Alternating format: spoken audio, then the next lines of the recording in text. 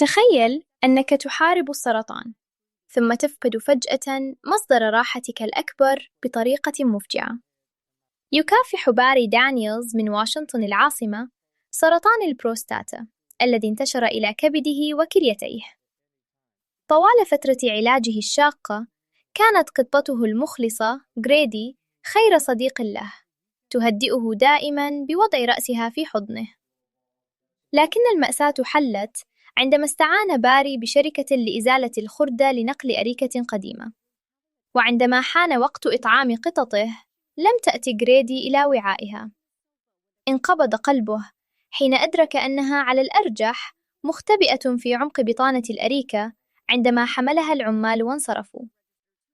تشتهر القطط باختبائها في الأماكن الضيقة والمظلمة، لذا إذا كنت تفكر في التخلص من الأثاث، تأكد جيداً من عدم وجود حيواناتك الأليفة مختبئة بداخلها. باري محطم لفقدان حيوانه الأليف.